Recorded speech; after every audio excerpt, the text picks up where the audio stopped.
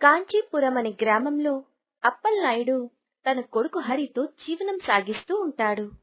హరికి చిన్నతనంలోనే తన తల్లి చనిపోవడం వల్ల అప్పలనాయుడు చాలా గారాబంగా పెంచుతాడు. హరి, హరి, ఏం చేస్తున్నావు?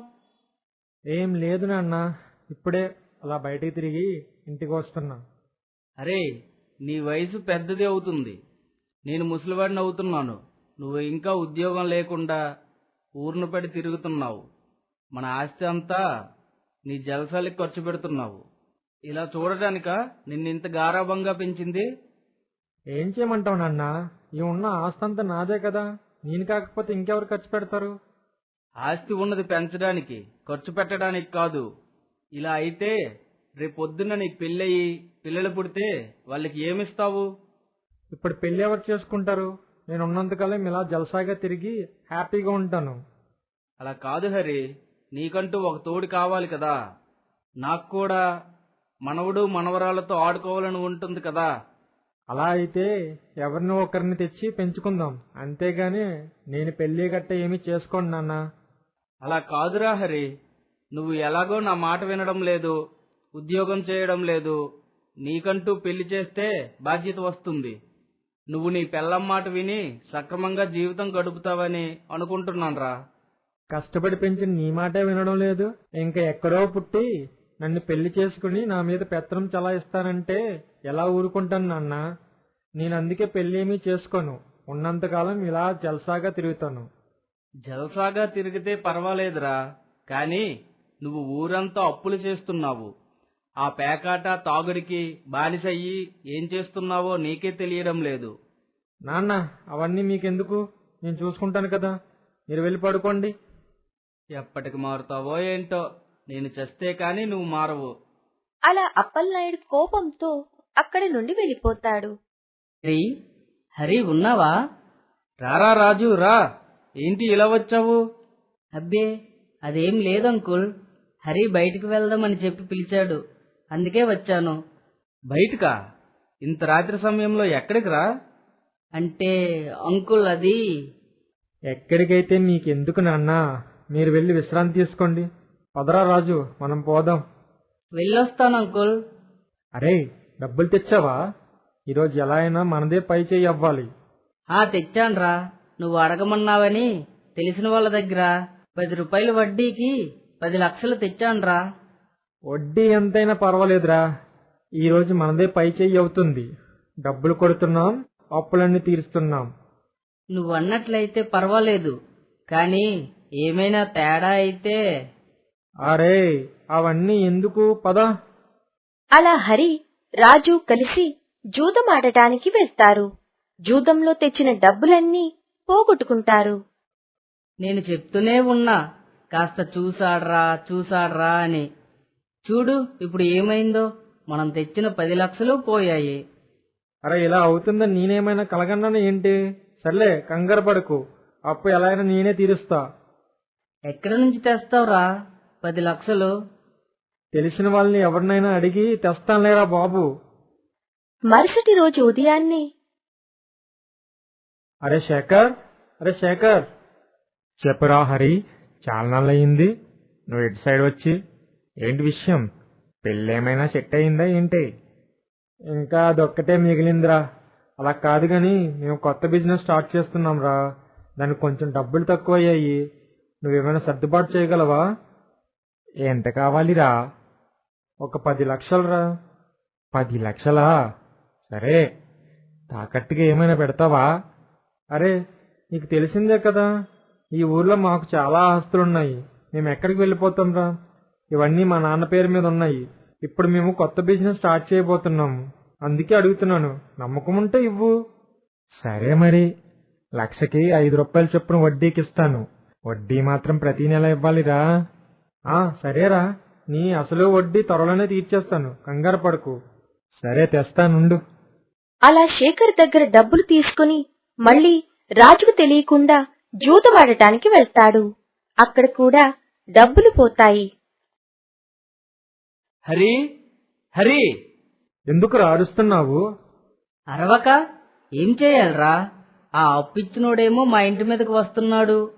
నువ్వా వడ్డీ కట్టడం లేదు, అసలు ఇవ్వడం లేదు. ఇప్పుడు నన్నేం చేయమంటావు?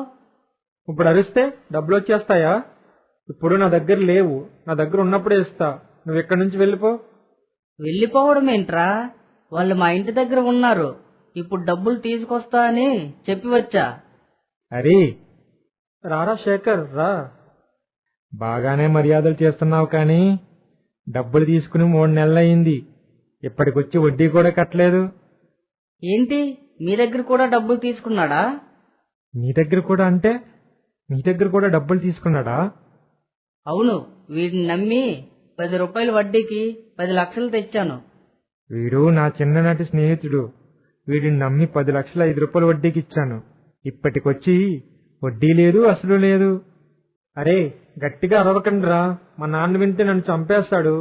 మీరు వెళ్ళండి, నేను మీకు 2 రోజులు డబ్బులు అడ్జస్ట్ చేస్తాను. సరే, నీ మాటను నమ్మి మేమిప్పుడు వెళ్తున్నాం.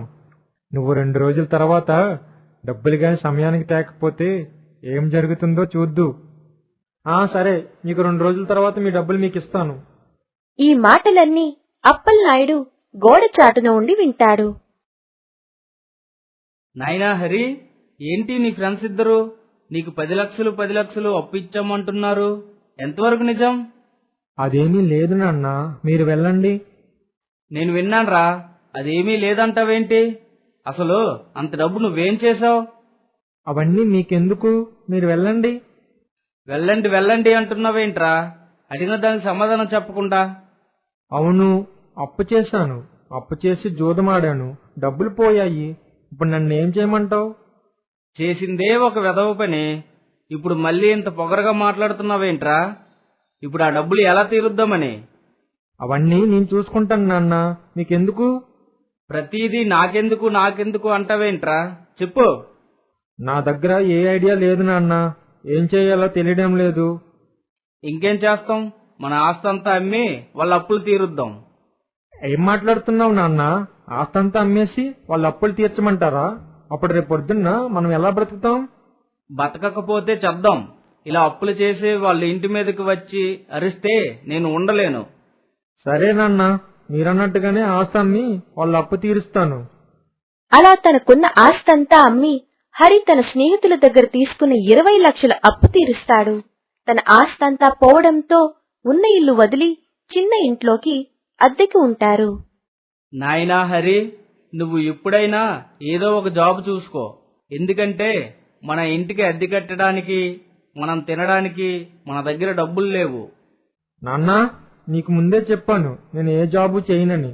నేనైతే ఏ జాబు చేయను, ఇంట్లో కూర్చొని ఉండమంటే ఉంటాను. ఏ జన్మలో ఏ పాపం చేసుకున్నానో నువ్వు నా జీవితంలోకి వచ్చావు. చేసిన పాపం ఊరుకునే పోదు. నిన్ను కన్నందుకు నేను అనుభవించాల్సిందే. అనుభవించాలంటున్నారుగా, అనుభవించను మరి. ఛీ! అలా అప్పలనాయుడు కూలి పని చేస్తూ ఇంటి అద్దె, ఇంటిలోకి కావలసిన అవసరాలన్నీ తీరుస్తూ ఉంటాడు. హరి మాత్రం ఏ చలనం లేకుండా ఇంట్లోనే ఉంటాడు. ఒకరోజు ఉదయాన్నే, ఏవండో అప్పలనాయుడు గారు, తెల్లవారుజాము 10 అయింది. ఇంకా మీరు పనికి వెళ్ళరా? ఇంట్లో వంట చేయరా? నాకు ఆకలేస్తుంది, త్వరగా లేవండి. నాన్న లెగు, నాకు ఆకలేస్తుంది, ఏమైనా వండి పెడితే తింటాను. నాన్న, అన్నా. ఎంత పిలిచినా అప్పలనాయుడులో చలనం లేకపోవడంతో హరి కంగారు పడి అప్పలనాయుడిని హాస్పిటల్కి తీసుకెళ్తాడు. డాక్టర్ గారు, మా నాన్నగారికి ఏమైంది? అతను ఏం పని చేస్తుంటాడమ్మా? కూలి పనికి వెళ్తాడు డాక్టర్. నువ్వేం చేస్తావు? నేనేమీ చెయ్యను డాక్టర్, ఇంట్లోనే ఉంటాను. నీకేమైనా బుర్రుందా? ఈ వయసులో నీ తండ్రిని కష్టపెడుతూ నువ్వు ఇంట్లో కూర్చుని ఉంటావా? అతను ఈ వయసులో ఎండలో కష్టపడడం వల్ల అతనికి ఈరోజు ఆరోగ్యం బాగోలేదు. ఇకనైనా మీ నాన్నని ఏ పని చేయనివ్వకుండా నువ్వు పనికి వెళ్లి జాగ్రత్తగా చూసుకో. అప్పుడే నీతో ఆయన కొన్నేళ్ల పాటు ఉంటాడు. నువ్వు ఇలానే ఇంట్లో ఉండి మీ నాన్నని బయటకు వెళ్లి కష్టపడుతుంటే మీ నాన్న ఇంక ఎన్నాళ్ళు బతకడు.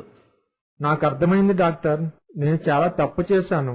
ఈ వయసులో మా నాన్న పనికి వెళ్తున్నా ఆపకుండా ఇంట్లోనే కూర్చుని తింటూ కష్టం విలువ తెలియకుండా బతికాను. ఇక నుంచి అయినా నేను మేల్కొంటాను.